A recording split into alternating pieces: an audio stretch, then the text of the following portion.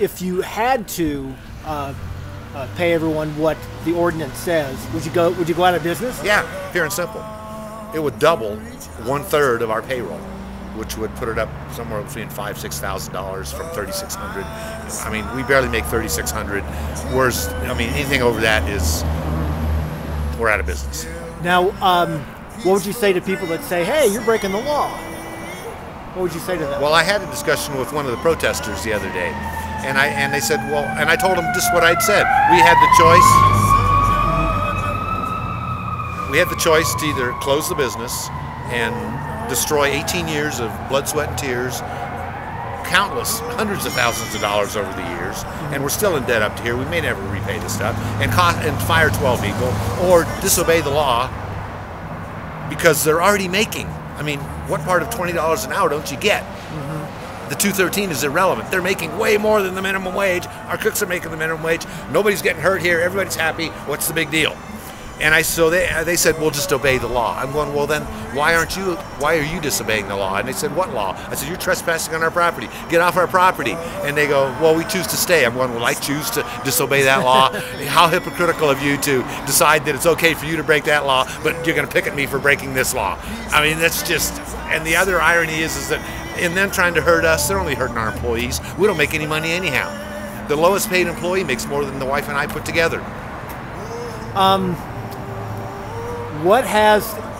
How much more volume have you had since this whole controversy started? Oh, double. The day that the demonstrations were happening, our favorite waitress made $300 in tips. Now, that's not everyday occurrence, obviously, but like I say, the average is $20 an hour. But to make $300, and she gave away 100 of it to the other employees.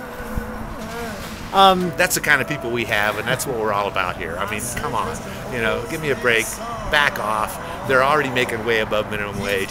And here's another irony. If I were to be sued by this individual that brought this issue to the forefront, I would go to court and I would demand a jury trial as my right, afforded me by the Constitution. And this case would be tried by jurors paid by the county $6.25 an hour. So, I mean, hey, why aren't they picketing the county courthouse they're actually only making $6.25. And I talked to somebody about that today, and they said, yeah, but and I said, no, there are no exceptions in the law.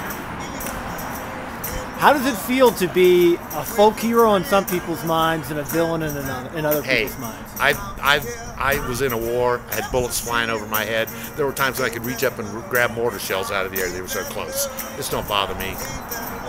In a way, it ticks me off, but in a way, I have to laugh because the hypocrisy of these people is just astounding.